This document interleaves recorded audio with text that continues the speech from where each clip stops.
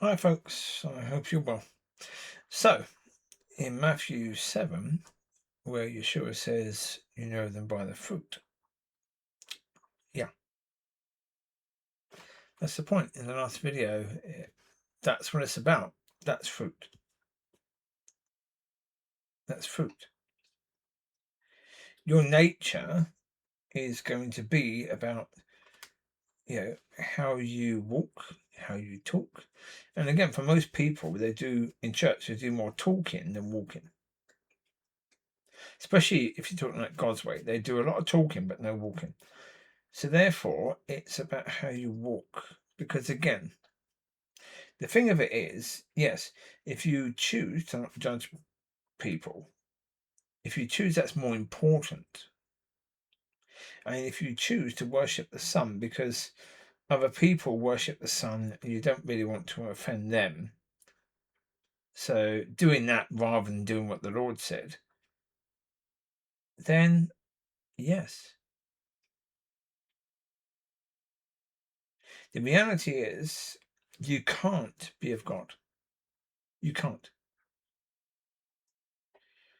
And so when I've talked about why, if I go to church, I will do videos about the church pretty quickly and talk about what the church is doing, is because if the people in that church are not of God, if the leaders are not of God, it is vitally important to speak about that and, to be led by God as to what to say about that, because the reality is saying that that church is good, no, you can't do that. You just can't do that. No. I mean, there was every time when I've said the evidence was there were tests, right? It was being tested. Right? It's pretty obvious that was the case. Because you only have to look at it. Just look at the fruit. When they choose to worship the sun. When that's the word communion, I couldn't get it last one, communion. When they choose to do communion according to what the world says, what the other churches say, rather than what the Son of God said, to do in honor of him. To honor him. And yeah. So that one, yeah, that grates me a bit. When I talk about that one, I go, God, it's such an incredibly stupid thing. It really is such an incredibly stupid thing, because easily in any church you can have wine and you can have, grape juice that isn't wine. That's not fermented, that isn't wine. So the grape juice for children and for alcoholics, but the wine for people that aren't. You could easily do that, right? Easily do that. But they won't. They choose to do just one that isn't wine and say that will do. Again, as soon as they show that will do attitude by doing things like that, as soon as they do things like as I say, when they're doing the Easter egg hunt at Easter, they won't do anything really about God. Show the passion.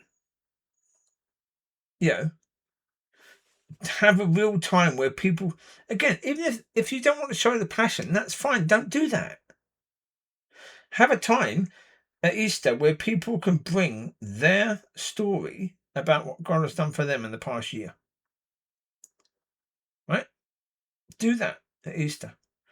Let people share things that God has done for them and what they've learned about what the Lord did during that time and how their understanding of that has changed or whatever.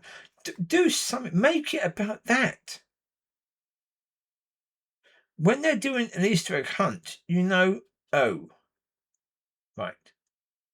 And when they're having their vision, that their vision is to serve the community, straight away you're going, okay, that's not necessarily a problem. Maybe it's just a case where they can only fit a certain amount of words on that thing. And so therefore, or maybe it's the vineyard's vision and they had to use it. So you can't necessarily, but when they start walking according to that, you're going, right, that's what they really believe. That they've got to serve the community, not God, not the kingdom, the community. Because that's the fruit.